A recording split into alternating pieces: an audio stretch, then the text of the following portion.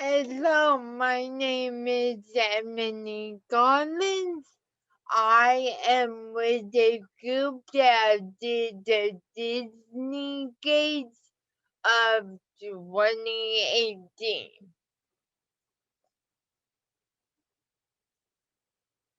I'm gonna talk about the company's background and its history. So in 1919, Walt Disney became interested in animation. He was a animator at Bedman Art Studio in Kansas City, Missouri, where he met uh, Iwer. In 1920, they left the studio and founded Iowa Disney Commercial Artists, where they produced short animated advertisements for advertisements for local movie theaters.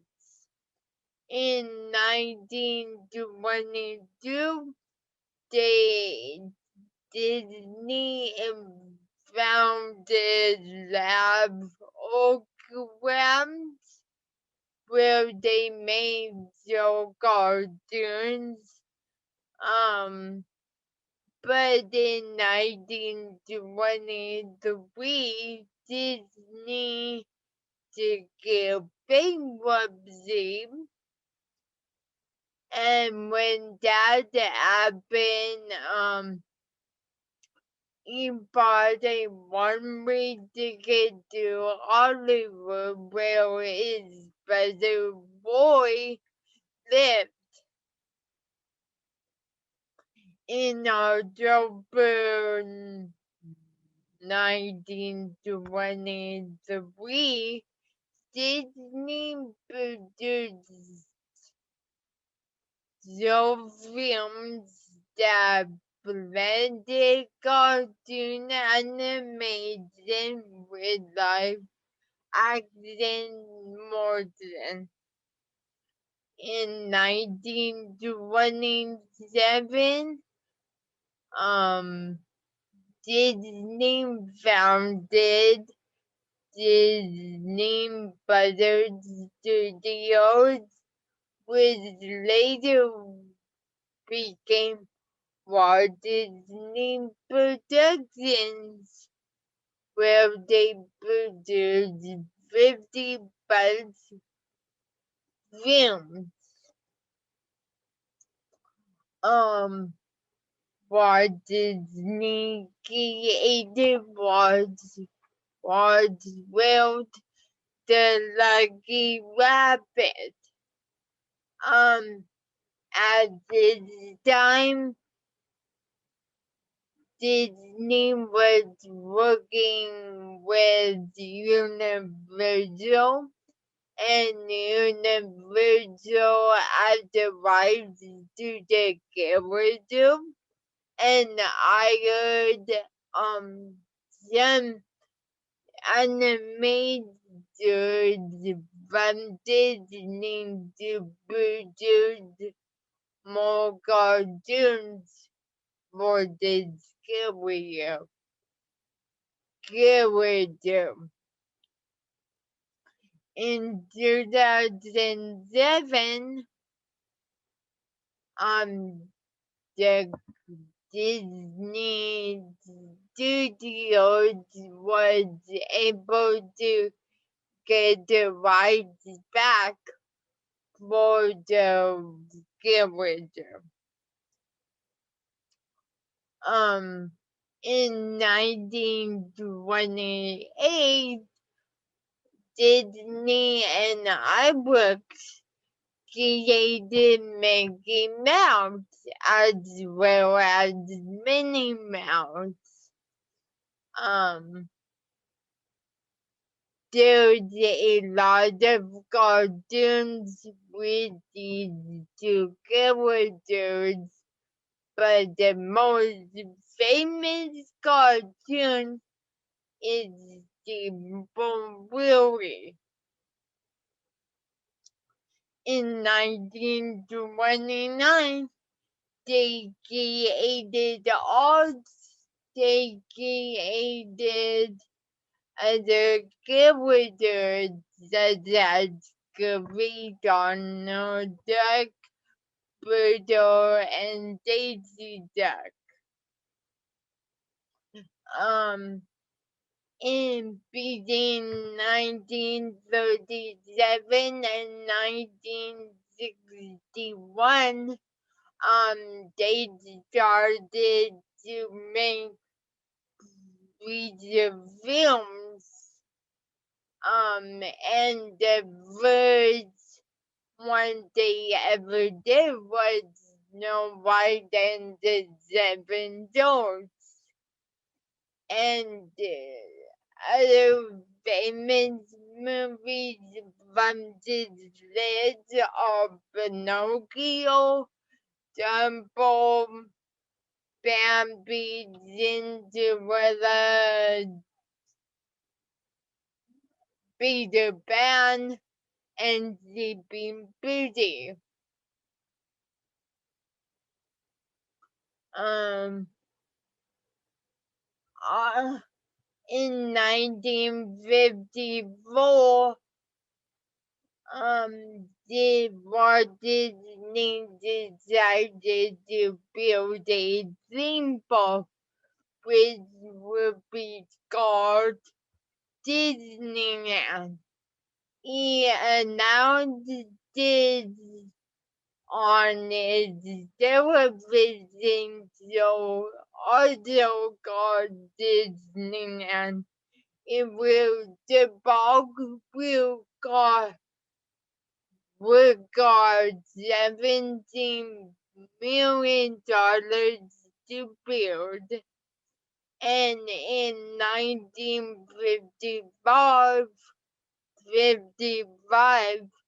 the park opened in Anaheim, California. The park's revenue was $10 million within the first year of operation. In 1963, Walt Disney bought a area near Orlando, Florida to build a second theme park that would be known as Walt Disney World. But unfortunately, in 1966, Walt Disney died due to lung cancer. Roy O. Disney postponed its retirement to become the new president and CEO of the company. Walt Disney World opened in 1971, 2 months before Walt Disney's death. The other CEOs that are important for the company were Michael Eisner, It was CEO from 1984 to 2005, and Robert is eager, and he became the new CEO in 2005, and currently is still the CEO. And the merges that Disney, the companies that Disney merges with Pixar in 2006 for $7.4 billion, and also Marvel in 2009.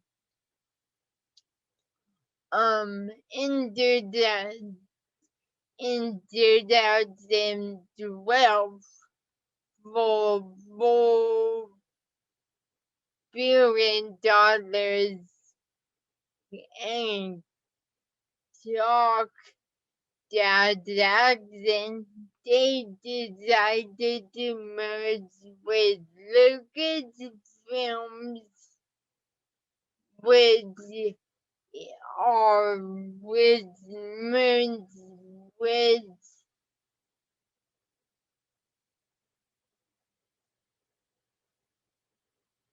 the who created Star Wars.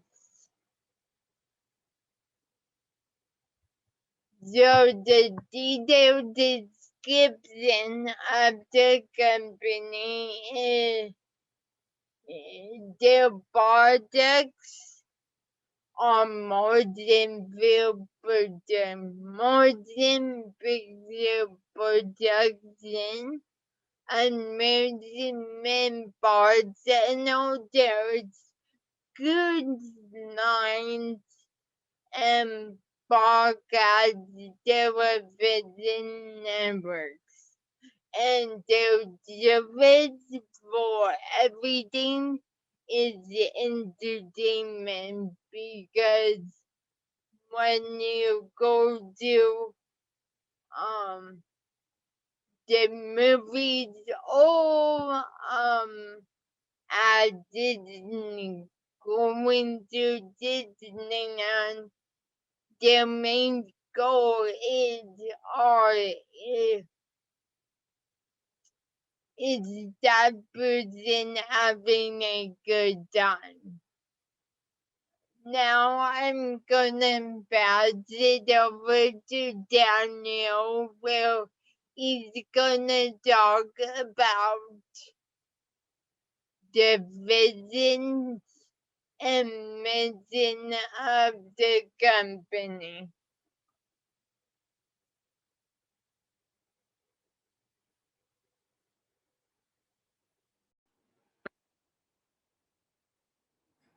I'm going to start my portion by introducing Disney's vision and mission statements.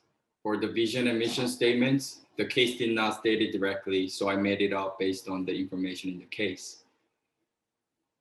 Disney's vision is to become the largest corporation that provides entertainment services and products.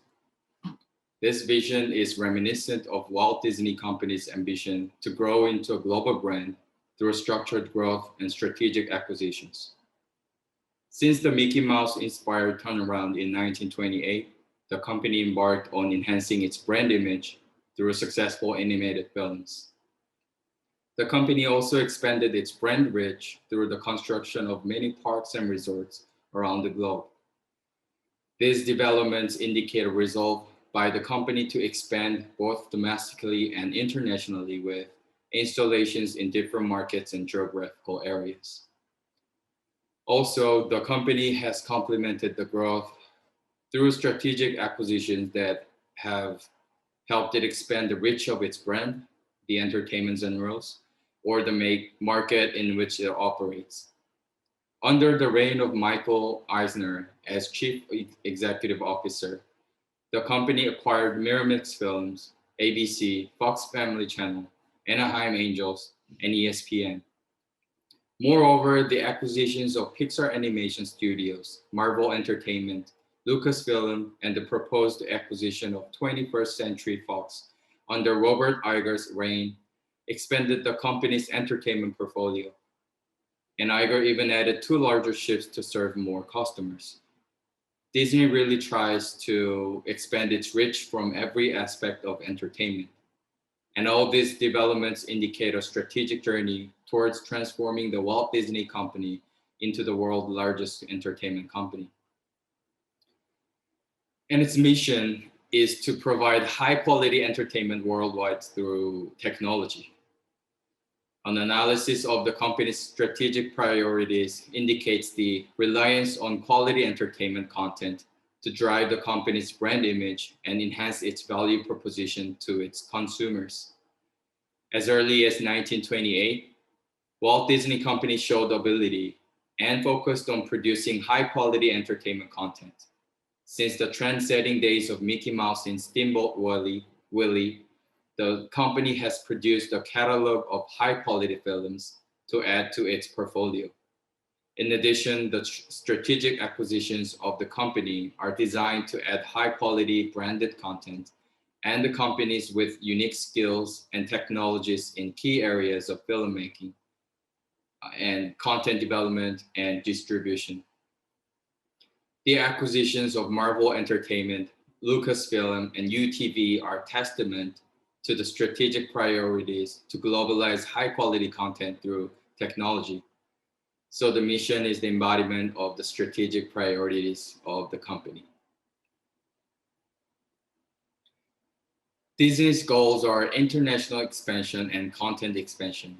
The company endeavors to continue profitable operations in its existing businesses while foraying into new areas in order to add to its existing revenue streams and expand the brand's reach.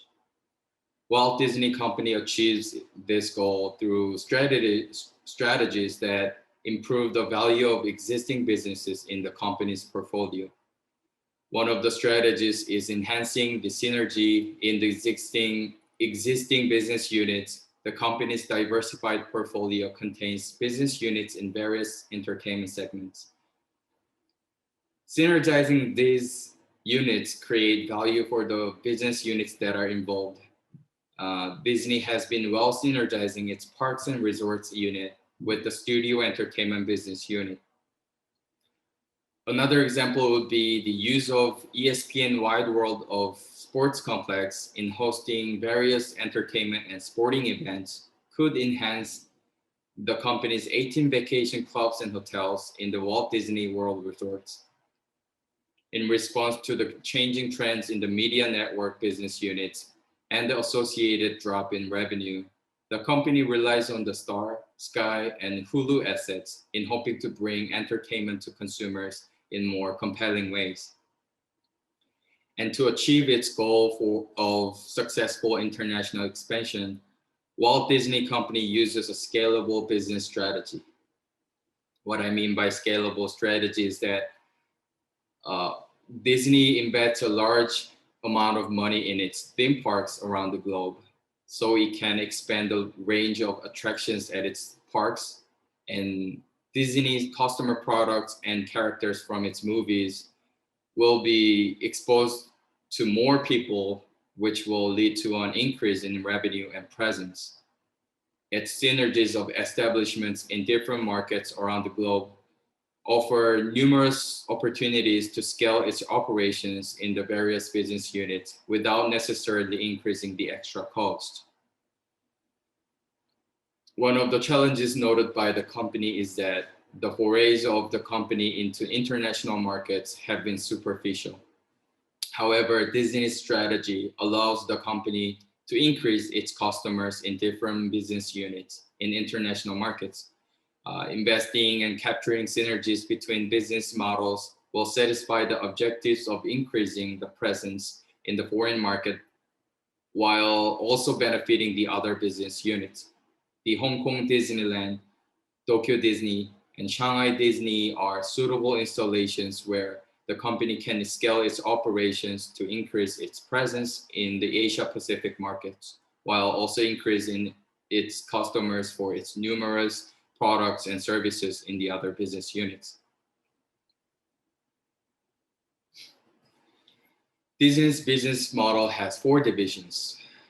The company's value proposition is a wholesome and quality entertainment experience for its customers through diversified offerings in various entertainment markets.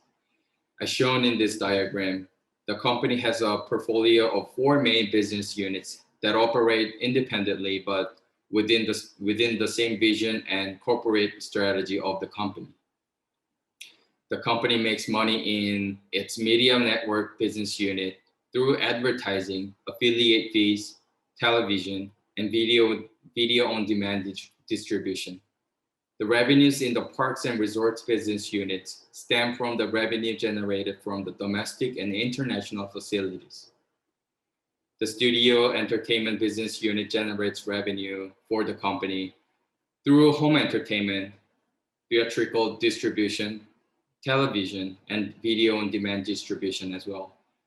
Finally, the consumer products and interactive media business unit generates revenues through publishing, licensing, and the retail of its products and merchandise.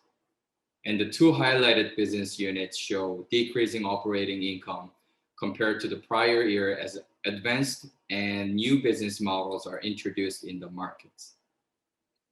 Thank you.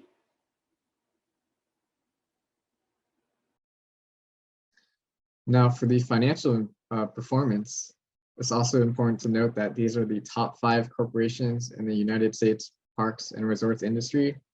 But the industry average takes into account companies of all asset sizes.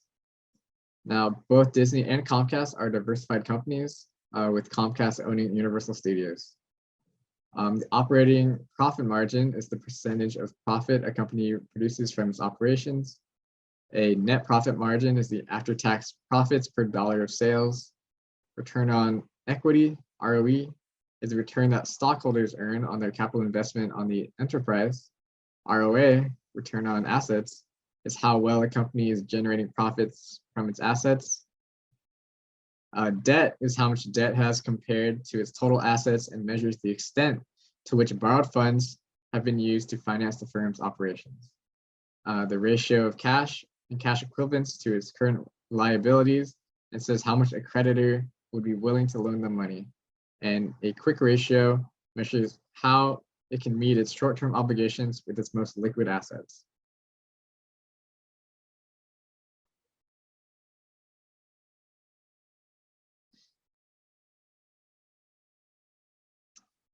For this slide, the DuPont ROE, companies would want a lower leverage factor. Fair Cedar is a limited partnership, which is why its equity isn't the best representation. But the DuPont ROE gives investors a better look at a company's operations, profitability, asset value, and how well management deploys shareholder capital. Now, as you can see on the top graph, Disney has also been regularly outperforming the S&P 500 due to its adaptation of the market environment and its successful acquisitions, and then implementing the successes of IPs like Lucasfilm and Marvel into their other business units. In 2017, Disney increased its revenue 22.42% from 2013 and increased net income by 46.35% from 2013. Now, as for market share in the parks and resorts industry in the United States, Disney is well ahead of its competitors with a 40.5% market share, with Comcast Universal Studios Park second place with 23.5% market share, according to Ibis World. Now, for company performance strategy, Disney is trying to adapt to the growing needs of its customers. One of the problems that have hurt them financially is how customers are moving on from cable to direct-to-consumer programs such as Netflix. So they are adapting their strategy to reflect that by implementing ESPN Plus, a direct-to-consumer program for sports, and they are currently developing a family-oriented direct-to-consumer service that they plan on releasing in 2019. They are also moving toward the adaptation of mobile devices to consume media to serve their customers better. Globally, they want to expand internationally and have a deep market penetration. Before, Disney admitted that much of its market penetration used to be superficial, but now with the implementation of factors such as Shanghai Disneyland, they're able to attain a deeper market penetration in key geographic locations internationally. Also seeing how Disney is a leading corporation in amusement parks and resorts, they are supplying sufficient capital to that business unit, since it's doing so well, in order to maintain its competitive advantage in 40.5% market share in the US, as most of the revenue from this division comes domestically. So they have introduced factors such as California Adventure Park to reduce overcrowding at Disneyland, and have implemented initiatives costing over $1 billion to build attractions such as Cars Land and World of Color to attract people further. They're also capitalizing on synergies between business units. For example, the acquisitions that Disney is making, like Star Wars, are able to be implemented into their other divisions. Pirates of the Caribbean and Cars 2, two of their most popular films, have been added to Disneyland as ride attractions to further benefit the different business units, which is how their amusement park division has been doing so well and can continue to do so well. They have also been growing throughout the years through acquisitions. Most recently, they've acquired 21st Century Fox, but have also acquired Lucasfilm and Marvel and ABC in the past. However, some of their strategies are not working out. While the Parks and Resorts division is doing very well as of Q2 2018, the media networks business had seen minimal revenue growth because lots of people are turning from cable to direct-to-consumer programming. The studio entertainment business has been struggled to develop stable revenue and earnings, and the consumer products and interactive media division has seen decline in revenues and operating profits. Now, to boost profits, they opted to acquire 21st Century Fox to allow them to create more appealing, high-quality content, expand direct-to-consumer offerings and international presence, and deliver more exciting and personalized entertainment to meet the growing needs of consumers worldwide. For management characteristics, before, Walt Disney's son-in-law was CEO, but he was replaced by Michael Eisner as CEO in 1984, where he formulated and oversaw implementations of bold strategy moves, such as acquiring ABC, ESPN, Anaheim Angels, Fox Family Channel, the development of Disneyland Paris, Disney MGM Studios in Orlando, Disney California Adventure Park, Walt Disney Studios in France, Hong Kong Disneyland. He launched Disney Cruise Lines. He launched Disney Interactive Game Division and the Disney Store retail chain. Now, as you can see, that he did a lot of acquisitions and want to expand Disney by expanding what they could do. And he helped restore the company's animated film reputation with films like The Little Mermaid, Beauty and the Beast, and The Lion King. However, he was removed as chairman in 2004, and then he resigned in 2005 because he micromanaged, skirted board approval for his decisions, and he also looked bad for the company because he had a long-running derivatives lawsuit. So he's replaced by Bob Iger in 2005. Now, Bob Iger also continued his tradition of expansion. So he purchased rights of Oswald the Lucky Rabbit. He ordered more Disney Cruise Lines, doubling their ships. He acquired Marvel, Lucasfilm, Pixar, UTV to facilitate international expansion, and he helped integrate things like Star Wars into their business theme park attractions and toys. Now, Disney focuses are creating high quality content, exploiting international technological inventions to make entertainment experiences more memorable, and they want to focus on international expansion. And the organization structure has the board of directors at the top with the CEO below, and then it is inferred that it is split up into Disney's 4 respective business units, where they want to focus on how entertainment is consumed, but emphasizes quality over quantity, or quality over delivery method. But even so, they have invested into having ESPN Plus, a direct-to-consumer program for sports, They are currently developing a direct-to-consumer Disney-branded streaming service to be launched in 2019 and are further developing mobile consumption capabilities. Now, for core competencies and capabilities, they're able to integrate high-quality branded IPs into their companies such as Marvel and Lucasfilm, and then use those IPs in multiple divisions, which we believe is a distinctive competency in their markets that no other competitors are able to do on that scale that Disney does, and how they're able to integrate those IPs into their brand. They have expertise in large-scale acquisitions and integration like 21st Century Fox. They have the ability to market on international scale by having decades of experience working to deepen their market penetration, which has been embedded in their company culture for international expansion. And they have also have the ability to diversify their revenue streams with 4 divisions to be financially successful in all respective industries. And they have the ability to integrate higher technological accessibility through their platforms through factors such as mobile integration, the development of direct-to-consumer services like ESPN Plus, and their upcoming Disney streaming service.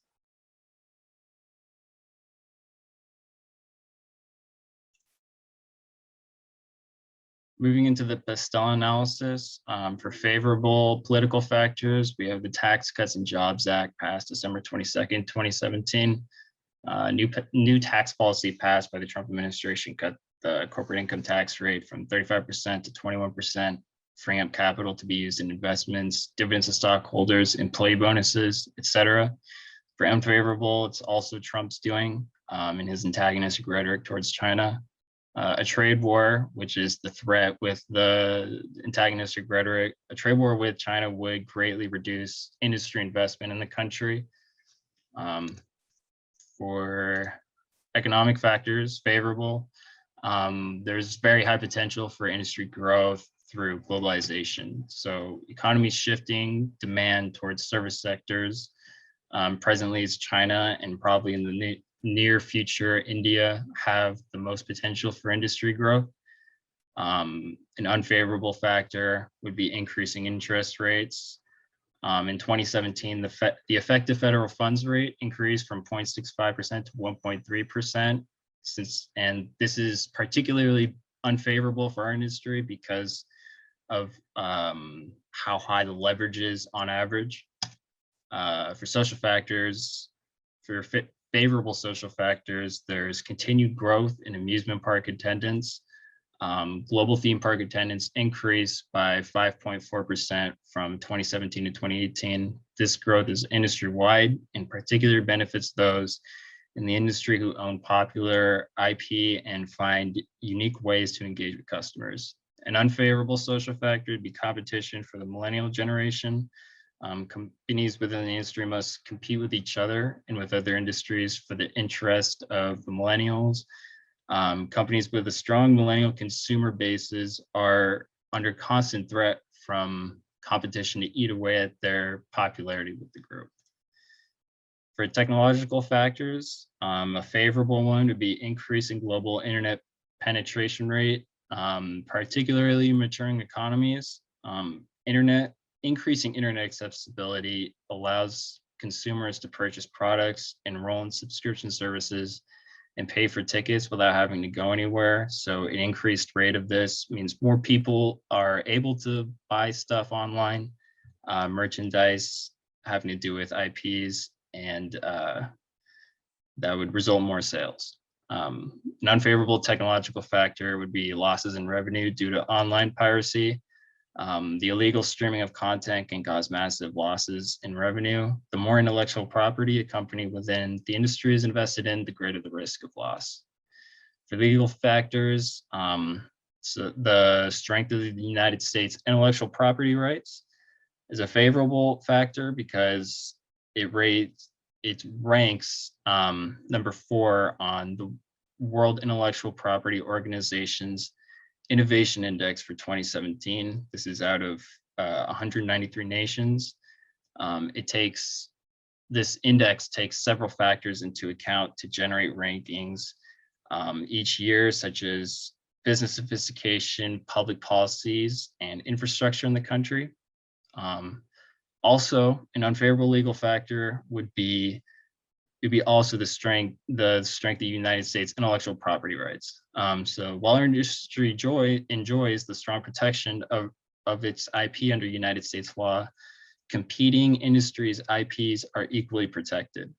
United States IP law can be seen as a double-edged sword if players within the industry are constantly under threat of defamation or a similar lawsuit.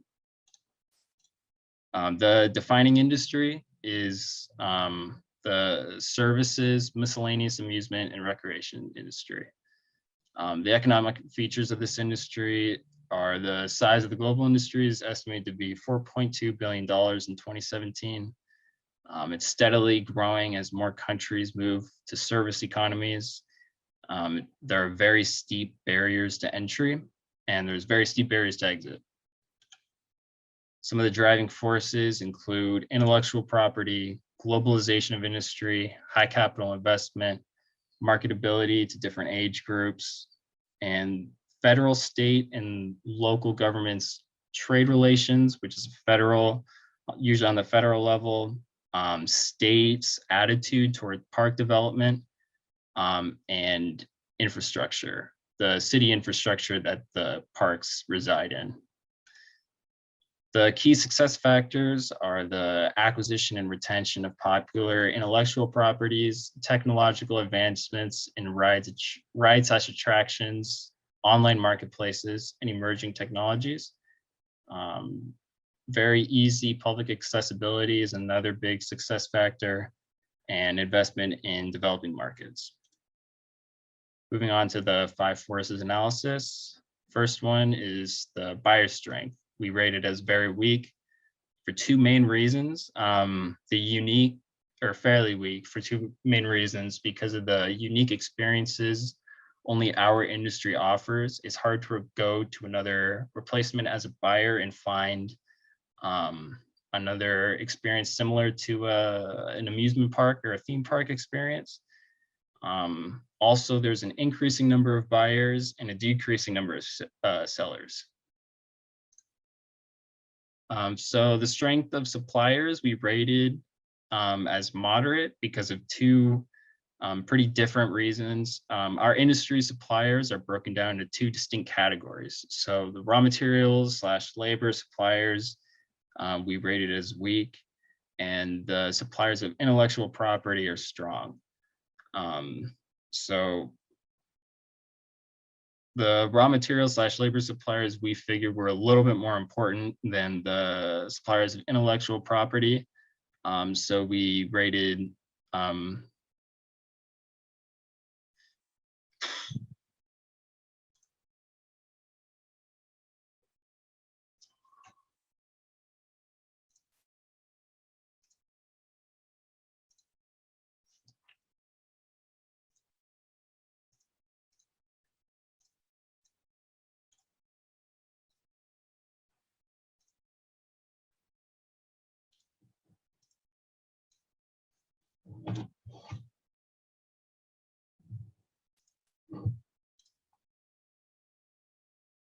moving on to the supplier strength, we rated as moderate.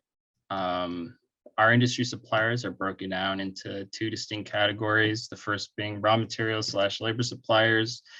We rated as weak because the raw materials and labor suppliers are numerous, so there's a lot to choose from, and they can be imported from anywhere. Also, the suppliers of intellectual property, the second category, is strong. So there's not a lot of really profitable big franchises that aren't already being owned and profited from, maybe by other competitors in the industry or by other similar entities in other industries. For the strength of potential new entrants, we have very weak for 2 reasons: the extremely steep barriers to entry and exit, such as high startup and maintenance costs, low liquidity of equipment, and also new entrants must compete with Disney and Comcast, who together have greater than 60% of the market. And for substitute strength, We also rate it as very weak because industry suppliers differentiate themselves from their competitors, let alone other industries. So each company has a specific brand image to customers and produces unique products and experiences. And there are a low number of firms that sell similar products within the industry. There are even less that meet the needs of customers outside of the industry.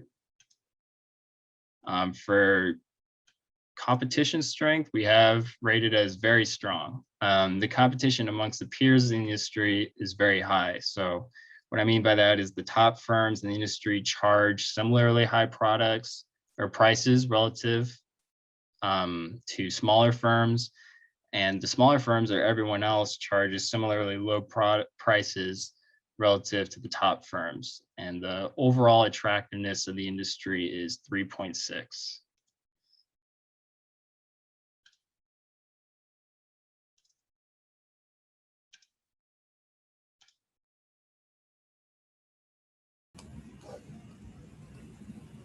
Good afternoon, class. My name is Veronica Tafoya, and I will be going over the SWOT analysis and major issues and problems and recommendations and implementations that we have to offer to the Disney case.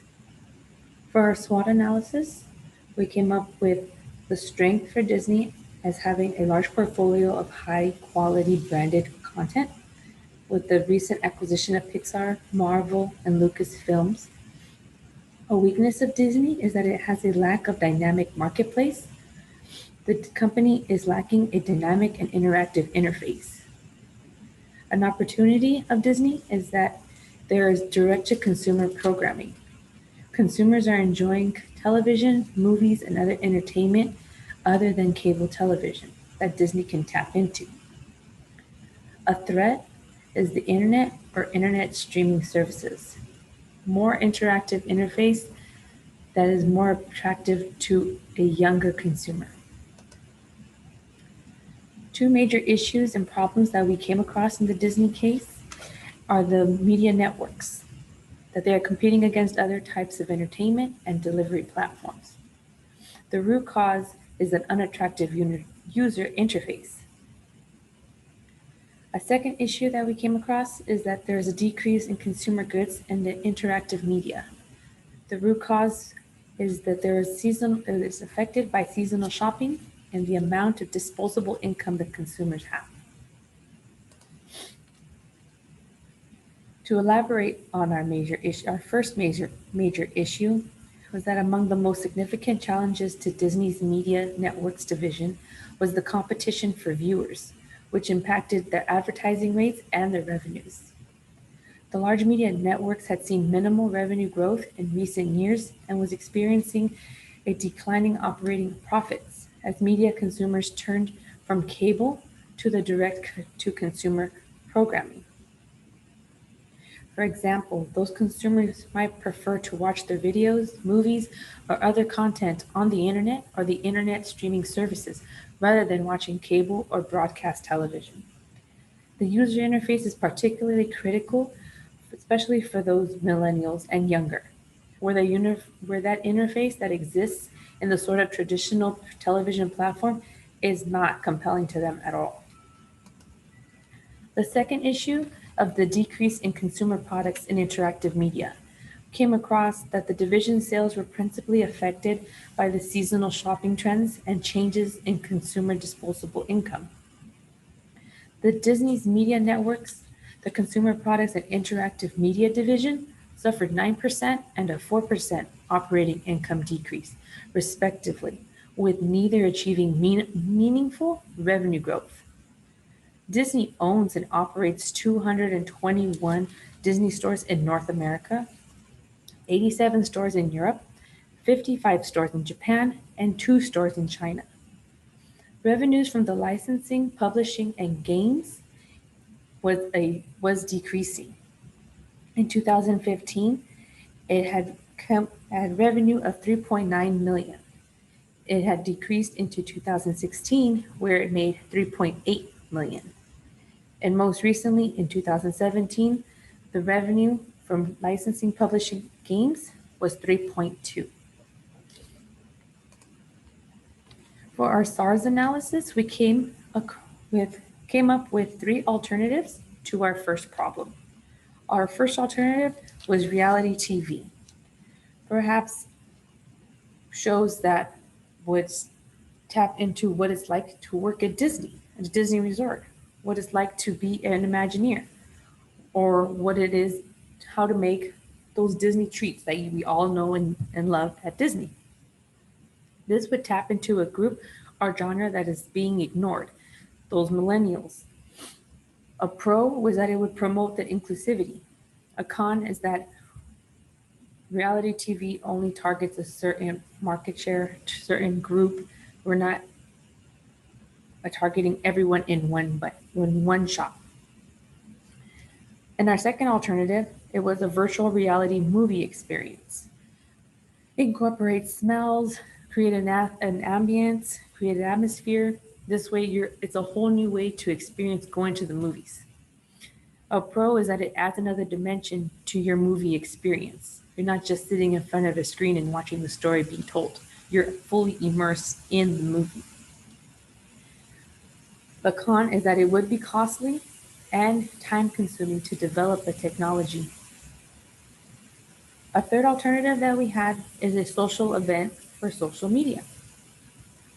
This would target the millennials. It would target the platform that they're on. The millennials love going out, love documenting, love spamming their Snapchat. A pro is that it's free publicity. It's promotion for those products that we want to sell. It promotes those services that we're trying to push. It's creating an interactive media. It's creating a different platform. A con is that it would most likely cater to influencers. Our second SARS analysis of our second problem came up with 3 alternatives as well. For our first alternative, it was a safari park in South Africa. It would fully immerse the customer into a whole new experience. Movies such as Lion King or The Jungle Book promote a sense of adventure. This would help target their global footprint that Disney is trying to achieve. The con is that it would appeal to a smaller clientele that has disposable income that can afford a week-long safari. A second alternative that we had was possibly a water park, possibly in Hawaii, with films like Finding Nemo, Little Mermaid, Lilo and Stitch, and most recently Moana that would appeal and be attractive in this scenery. It would create another dimension of entertainment. This would promote summer activities and summer accessories, promoting that sale of those consumer products. It's also interactive with the water shows that we could provide. A con is that it would not be open year-round. A third alternative that we had was gaming. With movies like Big Hero 6, WALL-E, and now with the new acquisition of Star Wars, we can tap into that futuristic realm. And we would be expanding into a different target market. We would appeal to those children, young adults, young gaming adults. A pro is that we're catering to that audience with that disposable income. A con is that it is a high risk. It is a small niche, but it would have a high reward. For our trade-off analysis, we offered the 3 criterions of market share, company reputation, and customer service. Social media events had a score of 4.5, making it the most positive impact towards our alternative for the media network. Our second trade-off analysis provided us with gaming with a score of 3.5, making it the most positive impact for our solution for consumer products. Our recommendation and implementation plan to implement the social event and social media is that this allows the consumer to control what they see, post, and share taking advantage of an untapped booming media source. We would implement this plan with the acquisition of Pixar, Marvel, and Lucasfilms. Disney has those brands that they could showcase an event where social media influencers can create a buzz for the latest products Disney has to offer. This would be a free social event. It would not be paid. It would be by invite only. Invite those influencers that have the most followers on Snapchat or Instagram and have them show off different services and products that we have to offer at the parks. For our third alternative for our second problem, which was gaming. Games would increase and or promote family time. Parents can play games with their children, or friends can play games together. They would compete with top competitors in the industry. Every household already has a tablet or a gaming console. Gaming would help generate that income, that revenue that's being untapped. It would appeal to a different demographic. In order to implement this plan, we would require some research and development, working with up-and-coming developers to develop a game. Activision, Blizzard, and Microsoft are at the top of their game in the online gaming company. We would develop a game, highlight this game at Disney's D23. This concludes our presentation. Thank you for your time and attention. We now open the floor for discussion.